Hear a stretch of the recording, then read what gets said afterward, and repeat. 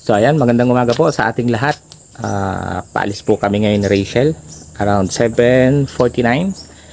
Pupunta po kami ng Daet at bibili kami ng cake sapagkat birthday ngayon nung anak nila Ate Maribik at ni Kuya Alex, yung papabahaya namin ni Rachel.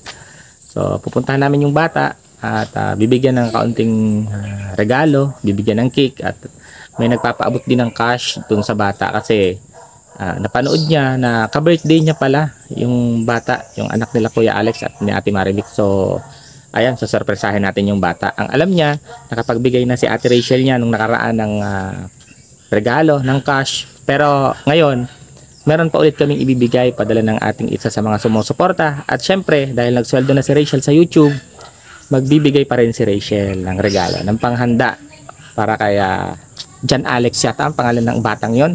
So ayan, pupunta po muna kami ng Daet para bumili ng cake. So maaga pa kaya mag-aantay-antay kami ng oras. So abangan po natin kung anong mangyayari pagpunta namin doon. Kasi yung papasok doon sobrang maputik, ang hirap ng daan lalo't maulan ngayon. Ngayon lang uminit na umaga. So ngayon po, sana po hindi kami matumba sa daan. Maraming salamat po ulit sa lahat ng sumusuporta. Ayan maganda pa ang mukha ni Rachel. Walang ligo-ligo, alis kami. Para dire-diretso na. Tapos mamaya, magpapalunch ka. Makain tayo. Oh, kain po kami sa labas. So, ayan. Abangan po natin ang regalo ni Rachel. Alam ko isang buwig na saging. Gusto ko mag-araw. Sige. Salamat sa kanila. Salamat po sa mga sumusubaybay, sa mga nagsusuporta po sa akin. Thank you so much po. Ito na po yung ito na po yung pinaghirapan po natin. Salamat po sa inyong lahat. Tsaka may nagtatanong, may nagsasabi kung ano daw plano mo. At tala daw sorpresa mo kay Vincent, kina Kuya Bal, kay Kalinga Prab. May may plano po ako. Mabigay po ako. Ay, hindi ko na po nasabihin. Sekreto? Sekreto na lang. Makikita na lang sa vlog o iba-vlog mo ba? Hindi na. Siguro. Hindi na daw po niya iba-vlog pero alam na po yan nila Kuya Bal, ni Kalinga Prab at ni Vincent na magbibigay na lang po ako. May bibigay po ako. Ayan, sorpresa. Pa-thank you lang po sa kanila. Dahil sa po nila sa tulong po nila sa amin tapos para makabawi na din po. Kahit sa konting halaga lang. Pasasalamat. Pasasalamat. So ayan po. Aalis na po kami, bibili kami ng cake, pupunta kami ng Daet. Sana talaga hindi kami matumba ni Rachel doon sa papasok kasi doon madulas, bagong ulan. So biyahe lang po muna kami.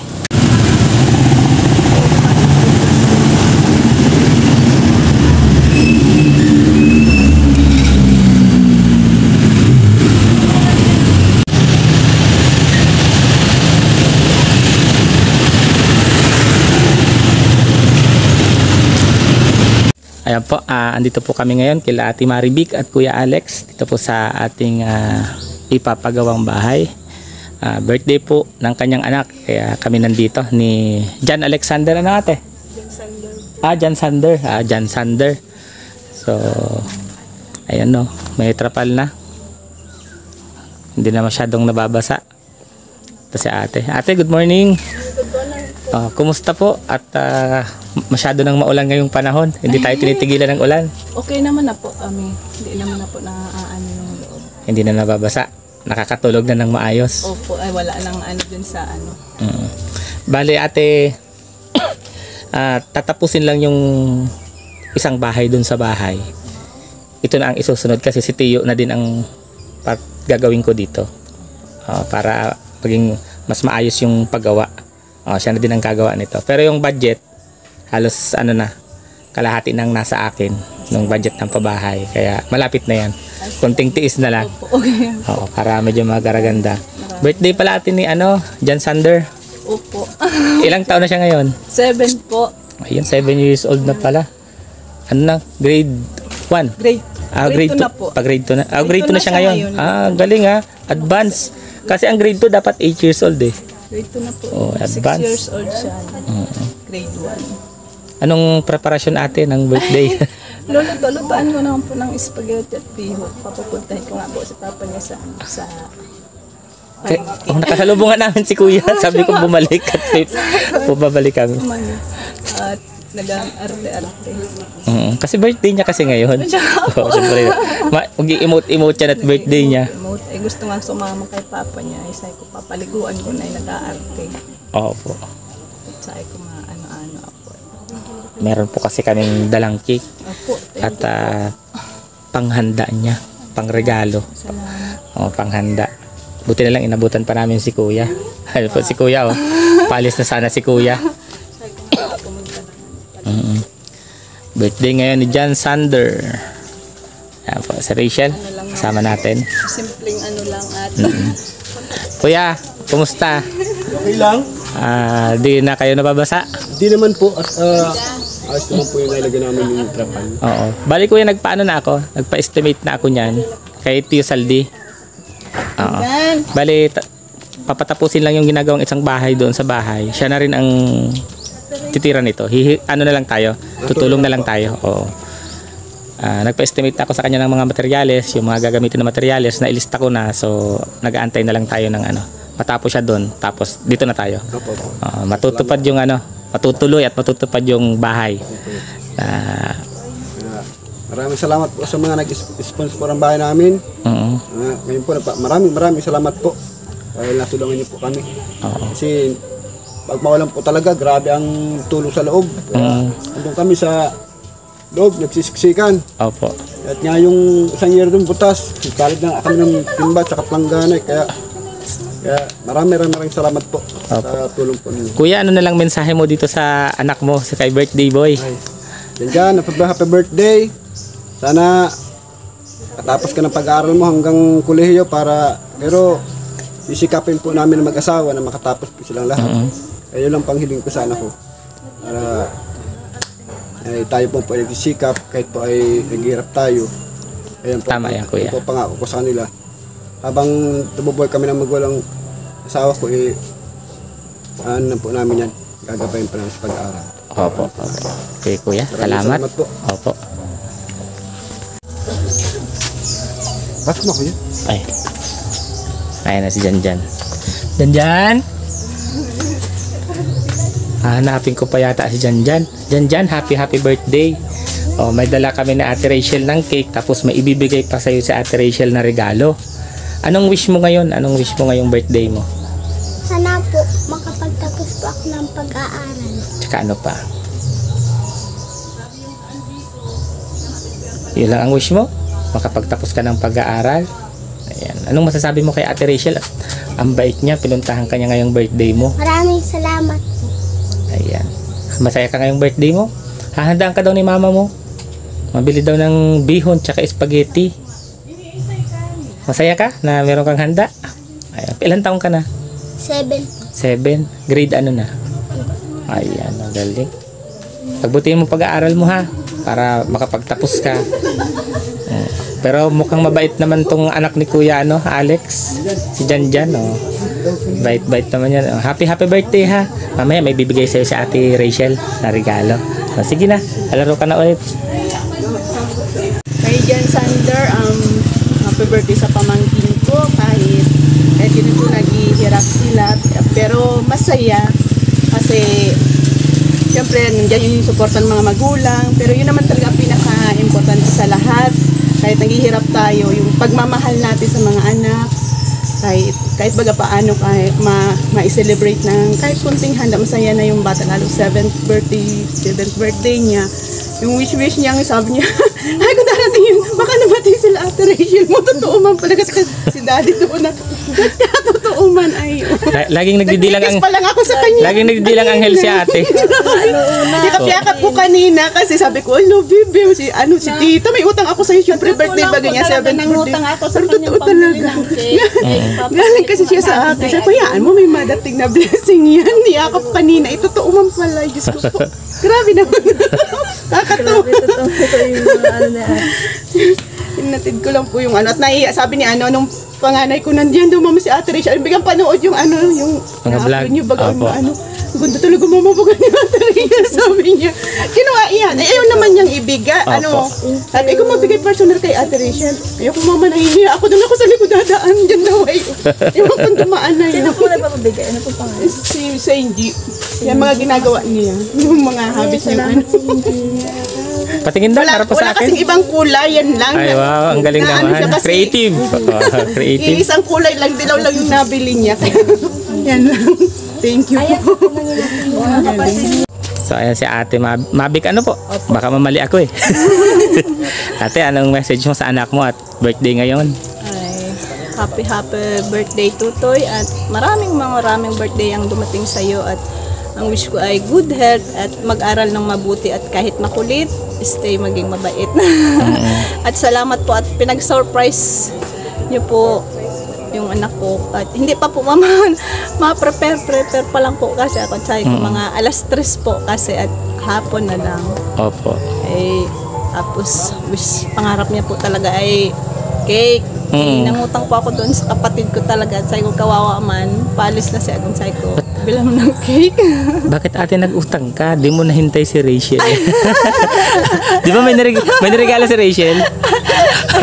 Kasi nga po, sabi ko ay kasi kahit hindi naman kako, sabi ko simple lang yung celebration niya. Basta daw may cake siya is masayang masaya na siya. Kaya napakasaya po ni Tutoy at kami rin po at dumating po kayo sa buhay namin Opo. at talagang kahit nasa kasulok-sulukan ay napupuntahan po talaga ng mga vlogger. Mabuti na lang po talaga at nauso yung mga vlogger na charity vlogger na tumutulong talaga at sila pa po ay yung mga naghahanap talaga sa tulad namin matutulungan po talaga. Opo. Pero ate, ganun talaga ate ang isang ina. Mapasaya lang yung anak kahit mangutang, magtinda ng gulay, ayan. Mapasaya lang yung anak. Tsaka very important birthday niya to, 7th Opo, birthday. kasi 7th birthday man po. Tapos may man po kasi mamaya mga mga triko nga po talaga sa amin. Opo. Kasi celebrate. Hindi Tsaka man po ako nag-invite talaga at walang alam. Binilang ko lang naman po yan ng 2 kilong spaghetti at 2 kilong bibo. Ay, okay na po yun. Kasi ay kago, magbili ka doon ng pandagdag sa palengke kaya paalis na siya. Opo, tsaka po naeksaktuhan, talagang naeksaktuhan yung panalangin ni Ate Juliet. Alam niyo po, kaya nakapagbigay si Rachel ng kaunting halaga. Talagang Sumahod siya sa YouTube kahapon, dumating na. talagang parang sabi ko nagkaroon kami ng hindi magandang pangyayari sa buhay, parang hindi pa naman tapos yung taon, talagang maganda po yung nangyayari sa buhay namin kasi dumating po kayo sa buhay namin na kumbaga ay napakalaking tulong na po talaga sa amin. Tuloy-tuloy lang ate. Lagi naman po ako nananalig. Alam mo, ang gulong ng buhay, umiikot lang yan eh. Opo. Noon nga po si ate, pag niluloko ko yung kapatid kong panganay, sabi ko, ate ngayon, nasa putikan ako. Siguro pag umahon mo na, pinagangloko ka na lang kapag nai-stress pa ako. Opo. Eh ngayon po, medyo hindi naman na po ako, hindi naman na tumutulo yung bahay. Ay, nakakabawas naman po ng stress. Kapag nandyan nga ako sa duyan, natutuwa ko pag tinitingnan ko yung rapal. Kasi kahit medyo mahirap po talaga i-provide yung mga ganyan. Si Agum po, pag nagtrabaho siya, nagbibigay din po talaga yan sa magulang niya. Hindi niya po talaga natitiis. As in, kahit gabi na po, inuutosan ko po talaga yung pumunta dun sa mga magulang. May sakit na si papa niya. Opo. Kami lang din po talaga ang nag-aano. Kaya, hindi ko po Ano pong sakit ni papa niya? stroke na kasi yun. Eh. Na-stroke din, nagbe-maintenance. Kaya, kasi Aguman lang din po ang inaasahan. Kaya, araw-araw talagang hindi ko talaga ba i-provide yung bahay. Nagkaroon pa po kami ng malaking problema. Siguro, ito naman na po yung answer prayer po sa mga nangyari sa buhay ko na ganito. Nagpapasalamat ako sa inyo at kay Sherwin na napansin nila kami. Kasi hindi nga siya makapaniwala. Kasi na ganito yung yung bahay ko. Kasi parang ko naman yun ng kahit dalaga pa kami. Kaya siguro nung pupunta sila dyan, parang hindi siya makapaniwala. Nagulat siya sa kalagayan niyo. Kasi pag nakikita niya ako, parang feeling niya hindi naman ganda yung... Tapos parang walang problema. Oo, ganyan naman talaga lang. Problema. Kaya talagang dati talaga pag nanonood ako sa mga yung mga vlogger na nakakatulong is masaya ako, tapos minsan na pasok sa isip ko, sana may umanon rin. May maligaw dito sa amin na Oo. ganito. Tapos sabi ko, dati ako nanonood lang. Ngayon ako na ang napapanood. Ikaw na ate ang artista ngayon. Yung kapatid kong nasa Manila, sabi niya, artista ka na. Oh, yun na nga niya. Yun na yun, nagkaanuhan na. Oo. Kahit po baka kung hindi ko iniisip yung sasabihin ng iba na Opo. lagi na lang nasa social media yung Opo. yung mukha ko na purong talaga na kung di. Ang mahalaga ate, bukal sa loob yung pagtulong namin. Tsaka ang mahalaga dyan, wala tayong inaapakang tao, wala tayong naagrabyado. Mahalaga, nagtutulungan tayo. Yun ang mahalaga dyan eh. Yun nga po, sabi ko, isipin ko pa yung maririnig kong sila na mukha kong nakakatulong sa akin. Kayo, Opo. yung mga anak kong magiging maayos naman yung bahay namin na alangan namang siguro kahit 5 years siguro maaano naman namin yan, pero hindi siya maayos talagang Opo. kasi yung mga anak ko lumalaki na po, malaki rin po yung yung budget na sa Opo. pamasahe Oo. araw-araw nila, kaya talagang ang 500 talaga po ay sapat lang po, talagang minsan kulang pa po. Nag-iisip na po ako niyan kung siyempre pag construction po, pag maulan walang trabaho, Opo. tapos pag natapos na sila mag-iintay na naman, kaya mahirap din po talaga na mag-budget ng mga ganun-ganun, kaya sobrang pasasalamat ko po talagang as in talaga pong lagi akong nagpe-pray na buti na lang po may dumating talagang mga angel Opo. sa amin na tutulong sa buhay namin. Maraming salamat. Opo, sa inyo you're dati welcome po, ate. na- You're at welcome. kay Rachel na natutuwa nga ako kahit sabi ko ang bata-bata pa ni Rachel, marunong na siyang tumanaw ng talagang alam niya yung mga taong tutulungan na kasi kung ibang bata yung mga luho-luho lang ang yun siya, alam niyang tumulong sa kapwa. Opo. Salamat po maray. You're welcome ate. Paano ate? Aalis na din kami at may Ito po kayo mamaya, hindi pa naman po ako may lakad kasi kaming alas 10. Mamaya pa, kasi maaga pa naman, nag-aarte pa nga yan, inaamo ko nga pagdating ninyo. Ay. Daw. Teka lang ate, at schedule nito ang aalamin natin. Makakabalik ba tayo? May din kami, may pupunta din kami kasing celebration po. Alauna pati yun. Tapos ngayon po alas 10 oh. Alas 5 Aalis din kaming 10. alas 5 silang tita. Naalala pa. Maano pa lang po ako, prepare. Maaga. Oo. Nag-upo pa lang ako, nagwalis ako. Opo. Naglaba ako, sabi ko. Tapos kung maaga ko namang gagawin ay Titingnan po kung makakabalik kami. Sana dumating. sige. Kung hindi siya kasama, ako na lang. Oo, basta ba may makarating. Ano kuya? Sige po. Mga naman kayo. Maraming salamat. Yan, sabi ni Ma'am Chelly, happy birthday. Tapos meron siyang gift para sa iyo. Ikaw na ang bahala magbili kasi since ikaw naman nakakaalam kung anong gusto mo. Ayan, ikaw na magbili para. Ayan po Ma'am Chelly, binigay ko na po kay Jan Sander itong gift niyo. Ayan, ano sasabi ko Ma'am Chelly? Maraming salamat. Tapos meron ka pang cake dito. Gusto mong makita? Wow, galing. Ayun mo! Open ba? Open na natin. Mamaya pa po kasi ako magluluto ay punta po kayo dito ay alas pa ako magluluto. Ikaw mamagay. Ay, pa-play. Nag-prepare pa nga. Dito, press lang talaga.